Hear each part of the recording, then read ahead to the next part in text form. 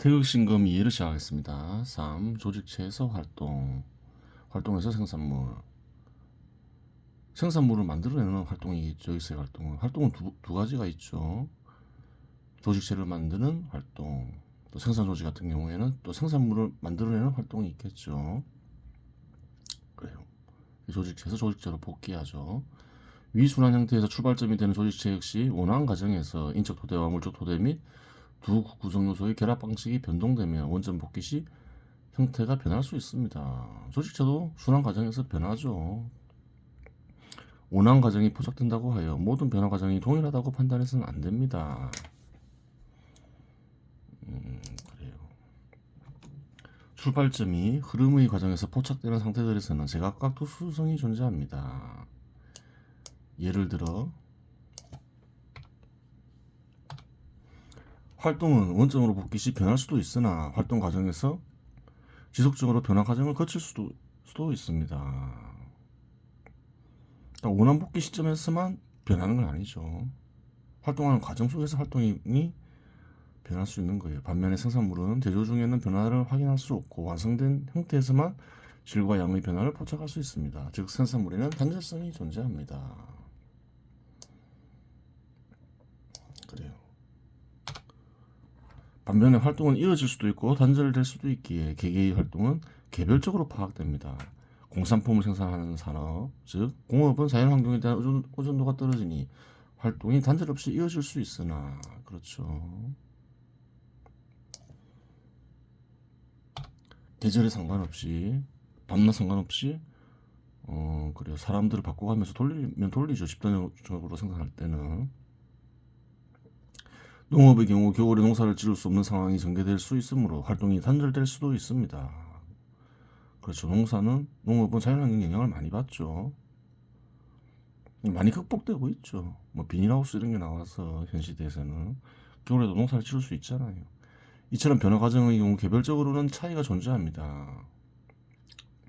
여기서 다루는 조직체는 해체되기 전에는 단절성 없이 존재하는 것이므로 변화가 크든 작든 지속적으로 이어지며 이루어집니다. 조직체는 물적 토대와 인적 토대의 결합으로 이루어지는 것이니 원점 복귀 시 물적 토대와 인적 토대의 결합 상태의 변화를 살펴보아야 합니다. 그렇죠. 물적 토대는 사용 공간과 중고, 재고로 이루어지는데 그렇죠. 중고는 사용했던 거, 재고는 새 거지만 창고에 쌓여 있는 거, 그걸 얘기하는 거죠. 중고나 재고는 인간에 의해 변형된 자연의 변형물로 유용한 것, 즉 인간에게 필요한 기능을 지닌 것을 의미합니다. 이용할 수 있는 사용 공간은 넓어질 수도 있고 좁아질 수도 있으며 사용 공간에 포함된 물질은 기술의 발전에 의해 보다 다양하고 발전된 형태로 이용될 수 있게 됩니다. 그렇죠. 자연 공간의 이용은 기술의 발전에 따라 자연이 더 어울리는 말이죠. 넓어지지만 자연 환경의 급변에 의해 일시적으로 좁아질 수도 있습니다. 수도 있고 사회적 관계의 작용에 의해 좁아질 수도 있습니다. 자연 환경을 이용하는 것을 규제할 수도 있잖아요. 그런 행위는 이제 자연 공간의 이용할 수 있는 자연 공간의 범위를 줄일 수 있는 거죠. 법과 같은 후천적인 것 역시 자연 공간의 이용에 영향을 미치는 요인이 될 수 있습니다. 그렇죠. 작업 도구나 원료의 증가, 생존 수단이나 욕망 수단의 양의 증가는 조직체를 구성하는 물적 토대의 양적 성장을 의미합니다. 그렇죠.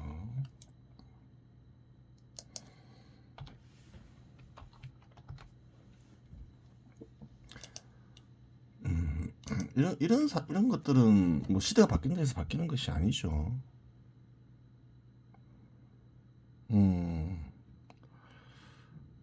양적 성장도 두 가지 측면에서 볼 수 있어요. 이런 물적 토대의 성장, 또 생산성의 증가, 이런 것도 양적 성장으로 볼 수 있겠죠. 두 가지를 모두 탐구해야 되겠죠.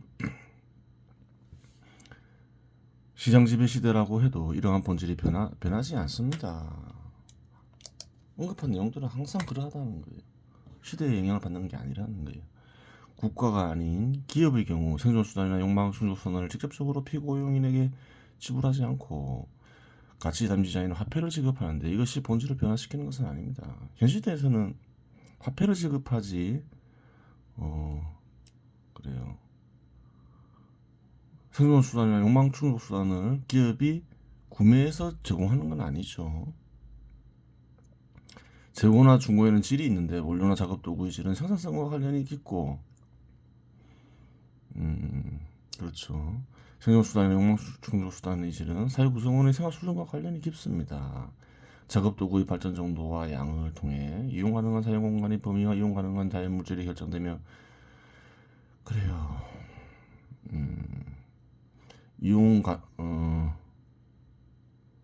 작업 도구의 발전, 작업 도구 기술의 발전이 그 뜻에 간직되어 있죠. 기술이 발전함에 따라서 이용할 수 있는 물질도 달라지잖아요. 옛날에는 우라늄 같은 걸 이용 못했잖아요. 그렇죠. 다 이용 가능해지죠. 이용 가능한 자연 공간과 그로부터 추출되는 물질의 양은 일정한 자연 공간에 가능한 인구수를 규정합니다. 그래요. 경제학이라는 학문이 생성되는 초기 여러 차례의 순환에 참여하는 작업 도구를 고정자산으로 분류하고 원료나 현금성 자산, 판매하기 위한 생산물을 유동자산이라고 규정하였는데 이는 여러 차례의 순환에 참여하는 작업 도구가 건물과 기계처럼 토지에 부착되어 부동의 상태로 관찰되었기 때문입니다.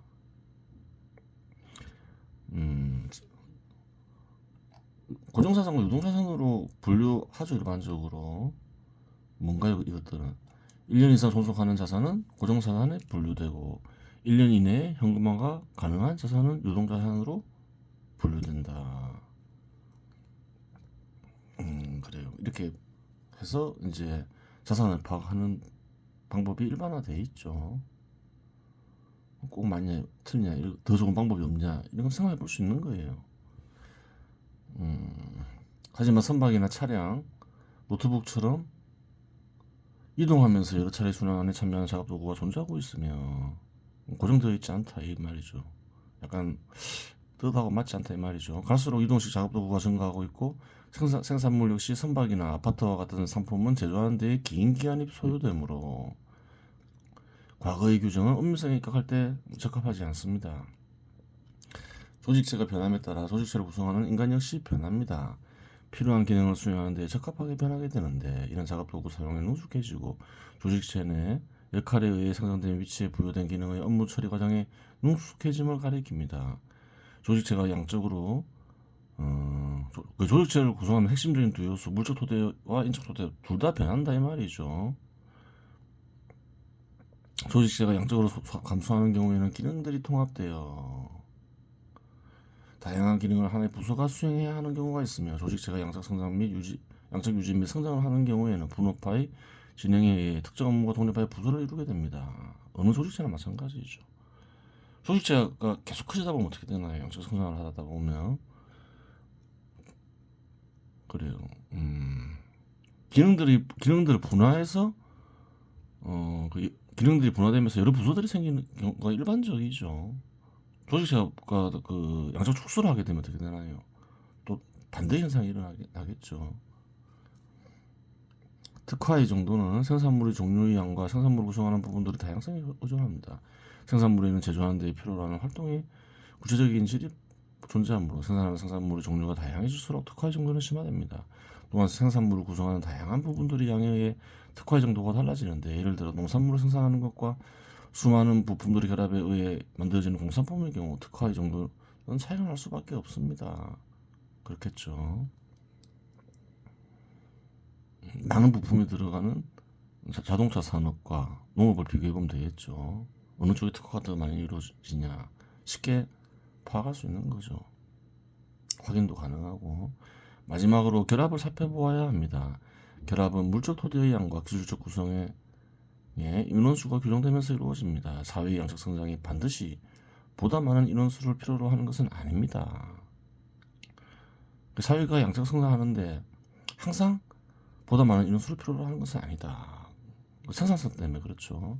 생산성에 따라 보다 많은 생산물을 생산하더라도 적은 인원수를 필요로 할 수 있습니다. 할 수 있다고 했지 무조건 적은 인원수를 필요로 한다 이렇게 얘기하진 않죠. 그 이유가 있겠죠. 생산성의 증가는 참여 인원을 감소시키는 요인이 되는가 하면 참여 인원을 증가시키는 요인이 되기도 해요. 왜 그런가 이렇게 생각할 수 있잖아요. A 조직체와 B 조직체는 자연 공간의 범위와 구성하는 물질이 동일하다고 가정하겠습니다. 조건들이 동일하다는 거죠. A 조직체의 작업도구의 생산성이 B 조직체의 작업도구의 생산성보다 2배 크고 필요로 하는 생산량이 A 사회와 B 사회가 동일하다면 A 사회는 B 사회보다 동일한 생산물을 생산하는 데 절반의 인원수를 필요로 합니다. 그렇겠죠. 생산성 증가로 인해서. 이러한 조건 속에서 A 조직체가 B 조직체보다 조직체를 구성하는 인원수가 많다면 이는 다른 생산물들을 기술적 구성에 의해 인적 토대와 물적 토대를 결합하여 생산물을 생산한다고 있다는 말일 따름입니다. 또한 이 말은 B 조직체보다 다양한 작업 도구와 다양한 생산물이 존재한다는 의미이기도 합니다. 즉 필요로 하는 인원수는 생산물의 종류와 양에 비례하고 생산성에 반비례하게 됩니다. 따라서 사회가 양적 감소를 하지 않더라도 정체하게 되면 생산성 증가가 진행될 경우 필요로 하는 인원수는 줄어들게 됩니다. 한국을 보면 수십 년간 생산성이 크게 증가했죠. 근데 사회에서 필요로 하는 인원이 더 많아졌죠. 인구도 크게 증가하면서 수십 년간 생산성 증가가 필요로 하는 인원수를 무조건 감소시킨다. 그것은 잘못된 생각인 거예요. 주석이 달려 있겠죠. 생산성의 증가는 필요로 하는 인원을 감소시킨다. 기본적으로 관찰되는 거죠. 근데 거기서 그치면 안 된다는 거예요. 핵심을 모르게 된다는 거예요. 현실이 설명이 안 되죠. 왜 생산성이 증가했는데 인구까지 증가했냐. 사회 전체적으로 보면 생산성이 증가하면 사회 인구가 감소해야 되잖아요. 근데 그렇지가 않다는 거예요. 반면에 생산성 증가는 보다 많은 물적 토대를 형성시켜 투입되는 자본을 증가시키는 효과를 일으킨다. 생산성 증가는 투입되는 자본을 증가시킬 수 있다는 거예요. 생산성을 증가시켜서 큰 수익을 내게 됐어요. 그럼 그러한 기업은 보통 어떻게 하나요? 더 큰 투자를 하죠. 자본을 더 많이 투입한다는 거예요. 투입되는 자본의 증가는 보다 많은 인원을 투입시킨다. 그렇죠. 공장 하나 있었는데 2개를 지었어요. 투입되는 자본을 늘려서. 생산성 증가했으니까 절반으로 줄었죠. 근데 공장이 2개가 되면 어떻게 되나요? 똑같은 규모의 공장 2개라면 감소하는 인원이 없죠. 그렇게 돼버리는 거예요. 예를 들어 동일한 품질을 지닌 생산품을 생산하는데 필요로 하는 인원이 생산성 향상으로 인해 절반으로 줄었고 그 결과 큰 수익을 얻은 기업이 이전보다 자본의 투입을 3배 늘렸다고 가정하자. 그러면 실제 필요로 하는 인원은 이전보다 1.5배 증가하게 된다. 그렇죠. 즉 생산성 증가는 필요로 하는 인원을 감소시키는 요인과 증가시키는 요인 모두 지니고 있다. 그렇게 되는 거예요. 그래요. 생산성 증가가 그래요. 필요로 하는 인원을 증가시키는 요인이 되는 구체적인 형식인 거죠. 그렇게 되는 거예요. 이 정도면 조직체의 순환 과정에서 핵심이 되는 부분들은 대부분 다루었다고 하겠습니다. 다음 문제를 다루기 전 조직체의 본질에 대해 간단히 다루도록 하겠습니다. 현실에서 인간들은 집단을 이루어 목적을 달성하기 위한 활동을 합니다. 현실 시대에서 그러한 집단에는 기업, 종교단체, 각종 시민단체, 재단, 정당, 국가 등이 존재합니다. 그러한 집단들은 개별적으로 형상과 진료를 지니고 있습니다. 그래요. 구성 요소들이 있고 구성 요소들이 합쳐지면 형상을 드러내죠.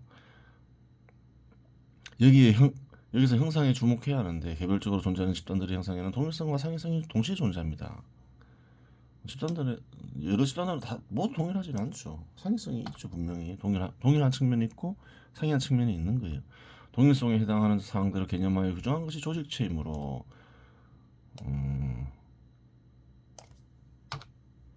다룬 내용은 모든 조직체에 해당되는 것이고 다룬 내용에 해당되는 대상은 조직체이기도 합니다. 조직체는 물적 토대와 인적 토대의 결합으로 이루어져 있다는 거예요. 물적 토대와 인적 토대로 결합으로 이루어진 것은 다 조직체라는 것이지요. 조직체의 목적은 다르더라도. 그 다음 활동에서 활동으로 복귀하죠. 활동 뒤에 생산물이 나오니까 이건 생산을 위한 활동이 되겠죠. 주로 노동이 되겠죠. 활동에는 두 가지 활동이 있죠. 조직체를 구성하고 유지 발전시키는 활동. 그 활동이 무시되는 경우가 있죠. 특히 그 활동을 분석하지 않고 무시하는 자들이 어떤 견해를 가진 자들인가요? 주로 사회주의자나 공산주의자인 거죠. 그런 거 필요 없다. 그런 활동. 그래요. 국가든 기업이든 군대건 그래요. 구성하고 유지하고 발전시키는 활동이 있어요. 굉장히 중요한 활동인 거죠. 그런 활동이 없으면 조직체가 유지가 되지 않아요. 국가도 그렇고. 예를 들어 조선이 망한 게 그런 거잖아요. 조선이 왜 멸망했나요? 조직체를 구성하는 활동이 있었죠. 근데 유지 발전시키는 활동이 잘못된 것이죠. 목적을 상실하고 결국 멸망하게 된다는 거예요. 기업도 마찬가지겠죠. 굉장히 중요한 활동인 거예요. 위순환 형태에서 출발점이 되는 활동은 육체적 활동, 즉 노동이 중심이 됩니다. 주로 그렇죠. 인간이 육체적 활동을 한다고 하여 정신적 활동을 하지 않을 수는 없습니다. 노동과 심동을 구별하는 것은 어디 가치를 두냐에 달려 있는 거죠. 보통 노동과 심동은 결합해서 나타나죠. 육체적 활동을 할 때도 힘과 속도를 생각하며 개선책도 생각하는 등 정신적 활동이 진행됩니다. 그러한 정신적 활동이 없다면 육체적 활동은 부여받은 개념을 수행할 수 없습니다. 예를 들어 인간 개개인이 하는 육체적 활동을 원숭이에게 시킬 수 없는 이유는 원숭이는 인간과 같은 정신적 활동을 할 수 없기 때문입니다. 항상 결합돼서 나타난다. 그 얘기를 하는 거죠. 원숭이도 활동을 하잖아요. 육체적인 힘이 있잖아요. 움직임도 있고. 하지만 인간이 수행하는 활동과 동일하지 않다. 왜? 심동이 결여되어 있기 때문에. 인간과 같지 않은 심동을 가지고 있기 때문에 그렇죠. 미개한 심동. 하지만 조직체 차원에서 여기서의 활동의 역할은 조직체의 정신적 차원이 아니라 육체적 차원입니다. 활동이라는 것은 인간만의 전유물은 아닙니다. 생물은 섭취와 배설을 통해 육체를 구성하는 물질을 획득하는데 물질을 획득하기 위해서는 외부로부터 섭취할 대상을 획득해야 하며 신체 내부에서 섭취한 대상을 신체 일부로 전환시키는 방식이 존재합니다. 생물이라는 개체는 신체 내부나 외부에서 끊임없이 활동이 진행되는데 이는 무태극 상태에서 발생하는 활동이 개체를 생성시켰기 때문이고 이러한 이유로 사실상 생물의 개체와 활동은 본질적으로 통합되어 있는 것이지 분리되어 있는 것은 아닙니다. 무태극이라는 게 있다. 예전에 설명했죠. 모든 생물이 육체를 구성하는 물질이 있죠. 모든 생물을 구성하는 물질. 처음에 그러한 물질이 하나만 있었겠죠. 그럼 그런 물질에 간직된 영혼도 하나겠죠. 갈라지는 거죠. 그래요. 죽음이란 개체의 존재하는 활동이 모두 정지된 상태를 가리킵니다. 죽음이란 개체 존재하는 활동이 모두 정지된 상태를 가리킵니다. 무생물 역시 바람이나 강물처럼 움직이고 있는 것들이 존재하니 다소 혼돈이 올 수 있습니다. 그래요.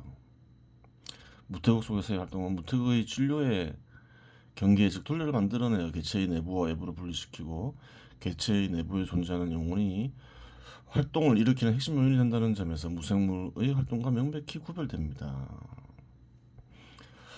외부로부터 필요한 생산물을 획득하는 과정에서 필요한 인간의 육체의 움직임을 노동이라고 합니다. 물론 노동의 목적은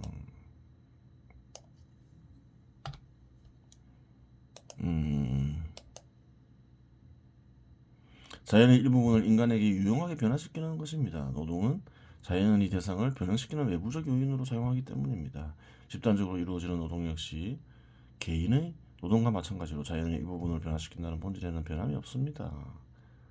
그래서 집단적으로 이루어지건 개인적으로 노동이 이루어지건 본질에는 변함이 없다는 거예요. 자연의 일부분을 인간에게 유용하게 변화시키는 활동이죠. 조직체에서 이루어지는 노동의 결과 생산물이 생성되게 되고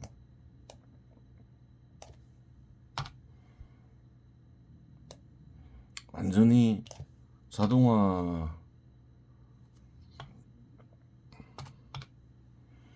이전까지는 노동이 필요한 것인데 조직체의 특성에 따라 조직체 활동적 노동 사이에 복잡한 관계가 형성될 수 있습니다. 공적 영역과 사적 영역의 분리가 힘든 수렵 채집 시대의 소규모 조직체의 경우 조직체와 개인의 활동은 분리하기 어려웠습니다. 활동 역시 공동으로 이루어지는 경우가 많았겠으니 개인의 활동이 조직체의 활동이고 조직체의 활동이 개인의 활동을 규정지으며 조직체가 구성원의 생존을 책임졌다고 보아야 합니다. 그러한 조직체, 그냥 가족 같은 곳이라고 보면 되는 거죠. 아주 소규모 공동으로 생산하고 소비하는 곳은 그러한 조직체 내에서는 어떠한 활동으로 어떠한 생산물을 획득할지 몇 가지 종류의 생산물을 획득할지에 대한 문제는 조직체 차원에서 결정되고 활동 역시 공동으로 수행됩니다. 식량을 획득하는 활동은 자연환경에 따라 중단될 수도 있기에 생산물을 획득하는 활동에도 계획이 필요하게 됩니다. 생산물 속성상 특정한 기간 활동 지출을 필요로 하는 생산물이 있는가 하면 그렇죠. 특정 기간을 요하지 않고 생산 가능한 생산물도 있습니다. 아까 살펴봤죠. 이러한 문제들은 소규모 조직체와 개인이 구분되지 않는 상황에서는 개인에게 중요한 문제가 되지 않고 문제가 되더라도 조직체 차원의 문제이겠으나 공적 영역과 사적 영역이 분화된 상황에서는 이러한 문제가 조직체와 개인 모두에게 중요한 문제가 됩니다. 공적 영역과 사적 영역이 분화되어 발전하게 되면 생산물의 획득은 국민 개개인의 몫이 됩니다. 공적 영역의 기능은 사적 영역의 생산물을 획득할 수 있는 형식, 즉 생활 형식을 제공하고 그러한 형식을 유지하는 것이 핵심 목적이 됩니다. 그렇죠.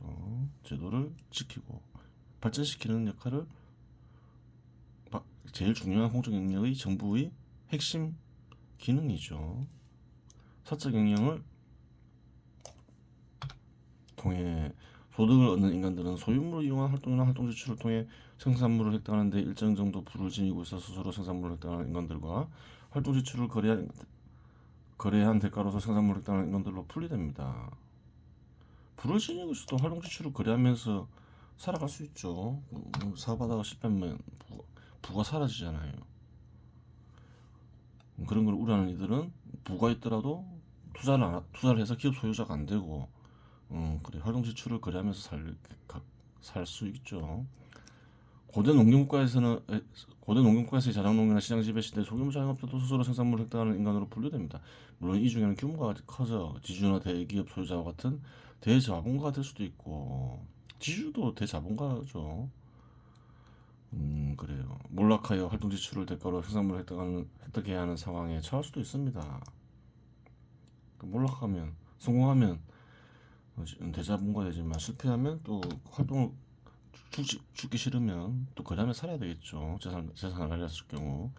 여기선 조직체의 노동을 다루니 생산물의 속성이 조직체 노동에 어떠한 영향을 미치며 조직체 노동을 담당하는 인간의 노동 지출은 어떠한 형태로 진행될 수 있는지를 살펴보도록 하겠습니다.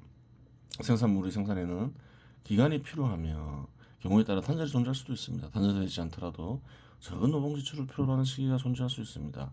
또한 생산물을 생산하는 데에는 구체적 질을 지닌 노동이 대응합니다. 농업에 필요한 노동 형태와 어업에 필요한 노동 형태는 구체적 질을 지닌 관계로 다른 형태를 지니는 것이 그 예라고 하겠습니다. 어떠한 노동이건 기술이 필요한 거예요. 요구하는 기술이 다 다르죠. 농업에 분류된다 해서 농업에도 여러 작물이 있잖아요. 농업 생산물에도 다 기술이 다르겠죠. 그런 거예요. 그래서 그래요. 이런 말을 언급한 거죠. 노동에 대해서 활동에 대해서 살펴보고 있는 거니까 특히 지금 노동에 대해서 살펴보고 있는 거죠. 남은 시간은 태을 금화 종지를 보겠습니다. 8장으로 들어가죠. 소요결. 소요, 자유롭게 거닐며 거닌다, 노린다 이런 뜻이 간직되어 있죠. 자유롭게 거닐며 익히는 비결. 쉽게 좀 풀이하면 어떤가요? 얼매이지 않고 거닐며 익히는 비결이죠. 신을 알기 위해서, 진리와 진실을 드러내기 위해서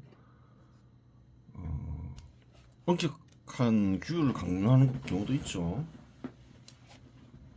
그래요. 어떤가는 신과 합의를 한다. 어떤가는 신의 마음에 태어난다. 그런 깨달음을 얻기 위해서는 삶을 포기해라, 산에 들어가라, 광야로 가라, 이런 얘기도 있고, 살생하지 마라, 그리고 섹스하지 마라, 그런 걸 아주 엄격한 규율을 강요하는 부분도 있어요. 그래요. 근데 이거를 쓰니나 요동빈과 이거를 쓰니가 이거를 풀이하는 이가 완전히 일치하는 생각을 가지고 있다고는 가지지 않았겠죠. 비슷한 부분이 있다 하더라도 그래요. 그런 거 필요 없다 이렇게 얘기하는 거죠. 그렇게 해서는 답이 안 나온다. 어떤가는 신의 뜻은 삼쪽이 간직되어 있다 이렇게 얘기하고 있는 거예요. 그래요. 차이점은 나중에 풀이가 다 끝난 뒤에 다시 한번 생각해 보기로 하고 한번 보겠습니다. 여조와 여동빈 큰 스승이 말하였다. 옥청류화 소요결. 옥청에서 옥청궁을 가리키죠. 옥청궁에 머무르니 자유롭게 거닐며 익히는 비결이 내려왔다. 타소요결. 그 사자 그것은 내려받았던 소요결은 다음과 같다 이 말이겠죠. 응신입 기열. 이 말을 이제 풀이할 수 있어야 되겠죠. 앞에서 다 언급한 내용들인 거예요. 다 설명해줬고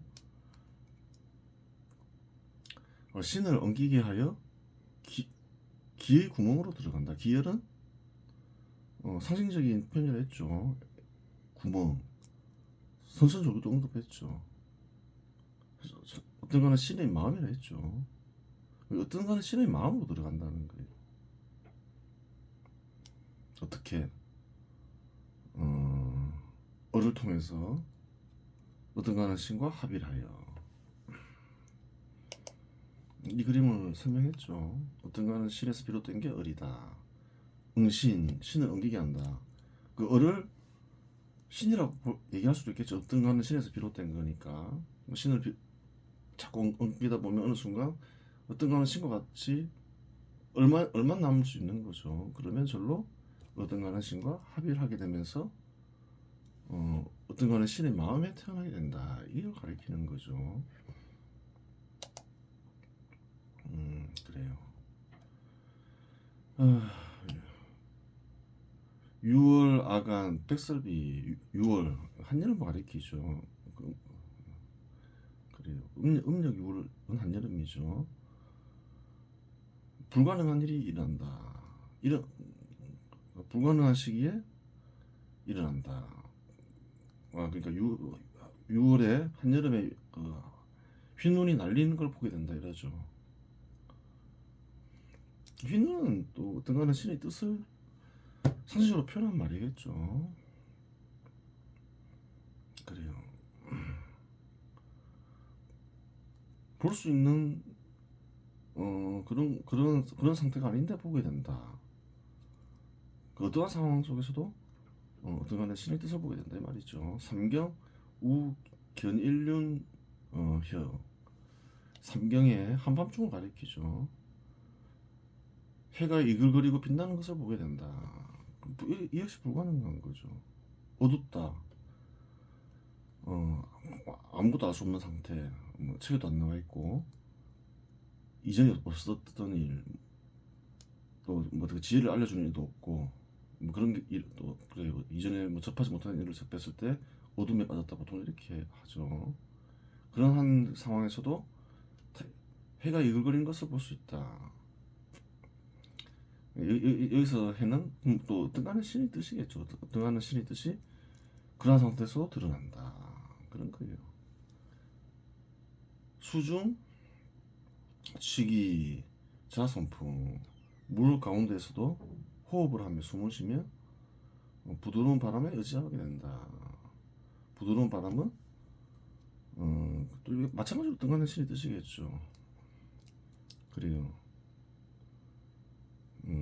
그래요. 어떤 장소에도 얽매이지 않는다. 어떤 시간에도 얽매이지 않고 어떤 상황에도 얽매이지 않는다. 그냥 그 말을 하는 거예요. 비유적으로 표현하는 거죠. 이제까지 언급했던 내용을 모르면 어떤 생각을 할 수도 있나요?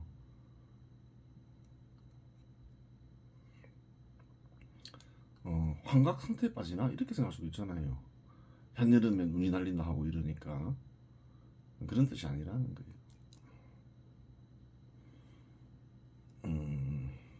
그다음 보겠습니다.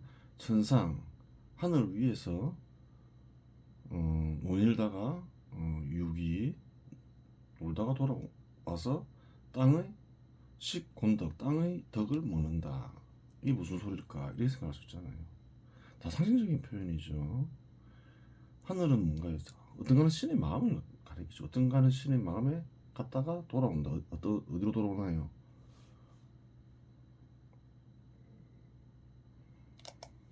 어떤가는 신의 마음에 갔다가 그 다음에 다시 또 인간의 마음으로 돌아와야 되겠죠. 그 다음에 이제 땅의 덕을 먹는다. 이건 무슨 말인가요? 다 상징적인 표현이죠. 어떤가는 신의 마음에서 얻은 것을 인간의 마음에 드러나게 해야 되는 거죠. 무엇으로 드러나게 하나요? 인간은 주로 언어, 표상으로 드러나게 하는 거죠. 그 얘기를 하는 거예요. 어떤가는 신의 마음 혹은 뜻을 인간이 인식할 수 있는 수단으로 드러나게 한다. 그것이 식곤덕 이렇게 되는 거죠. 갱유일구 현중현. 한마디로 뭐 오묘하고 오묘한 곳이다. 오묘한 곳 가운데 오묘한 곳이다. 어디가 그렇다는 건가요? 어떤가는 신의 마음을 가리키죠. 천상. 무아유양 시진태. 어떤 것도 없이 있는 곳이니 어떤 것도 없이 있는 곳. 무엇이 없다는 건가요? 럭스 작용으로 인해 생긴 것이 없다는 거죠. 럭스 작용으로 인해 생긴 것이 아무것도 없이 있는 곳.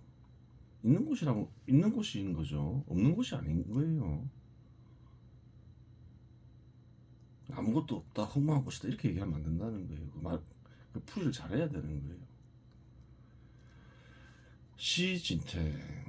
이곳이 참으로 참된 집이다 이렇게 얘기하고 있는 거예요. 보겠습니다. 요동빈 큰 스승이 말하였다. 어떤가는 신으로부터 옥천궁은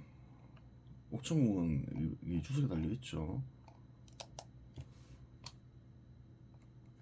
옥천 원시 존중 상청령 보도군 태청 태성로군 세신이 있는데 세신이 각각 옥천궁 상청궁 태천궁에 산다고 한다. 여기서 궁은 어떤가는 신의 마음에 있는 곳인데 각각의 궁을 어떤가는 신의 마음으로 풀어도 무리가 없다. 도교에서는 어떤가는 신을 도로 처음에 표현했죠. 모든 종교가 그런데 어떤가는 신, 특히 도라고 표현하면 그 종교 단체를 만들려면 전파가 잘 안 되겠죠. 그래서 좀 더 이렇게 전파가 잘 되게 하기 위해서 이름을 붙이잖아요. 그래요. 이름을 붙이면 좀 더 이제 현실성 있고 사람들에게 접근하기가 쉬워지는 거죠. 그래서 이름을 보통 붙여요. 도에도 이제 이름이 붙죠. 옥천 원시천종 이렇게 이름이 붙는 거예요. 도를 이제 인간화해서 표현한 것이지요. 그래요. 요동빈 큰 스승이 말하였다. 어떤가는 신으로부터 얼매이지 않고 억지스럽게 익히하지 않아도 절로 익혀지는 비결이 내려왔다. 어느 장을 이렇게 어를 옮기게 하여 어떤가는 신의 마음으로 돌아가면 어떤 시간 어떤 장소 어떤 상황에서도 어떤가는 신의 뜻을 접하며 어떤가는 신의 뜻에 따라 살게 된다. 어떤가는 신의 마음으로 돌아가니 다시 인간의 마음으로 돌아오면 어떤가는 신의 뜻을 드러내라. 하여간 어떤가는 신의 마음은 참으로 오묘한 곳 가운데서도 오묘한 곳이고 일체 럭스의 작용으로 인해 생긴 것들이 없는 곳이니 참변진 것 같다. 많은 이들은 어떤가는 신과 합의하여 어떤가는 신의 마음에 태어나는 것으로 끝난다 생각하는 게 경우가 있어요. 근데 그게 아니라는 거예요. 돌아와서 인간의 마음에 어떤가는 신의 뜻과 마음을 드러내야 되는 거죠. 주석에 달려있죠. 그러면 상수멸이 선정이 최고 경지이며 그 이상의 경지는 없는가? 상수멸이란 뭘까요? 그러면 어떤가는 신의 마음에 태어나는 것을 가리키죠. 어떤가는 신과 합의를 하면서 형상도 아니고 소리, 냄새, 맛, 감촉, 관념도 아닌 뜻을 인식할 수 있는 방법은 없다. 따라서 상수멸에서 얻은 뜻을 색성양 미촉법으로 전환시켜 드러내는 경지가 있다. 그렇죠. 이 경지를 비상 비비피로 명명하도록 하겠다. 비상은 나이 떠올림을 거치는 행위를 가리키고 나이 떠올림을 거치면서 넉스작용을 거치는 것을 가리키겠죠. 비비표는 상수면에서 얻은 뜻을 색성향 미축법으로 전환시켜 드러내는 행위를 가리킨다. 어디 드러낸다는 거예요? 인간의 마음을 드러낸다는 거예요. 그렇죠. 어디 나오는 그림가요? 진리에 이르는 길 페이지 36쪽에 나오는 말이죠. 그래요. 이번 시간 여기서 마치겠습니다.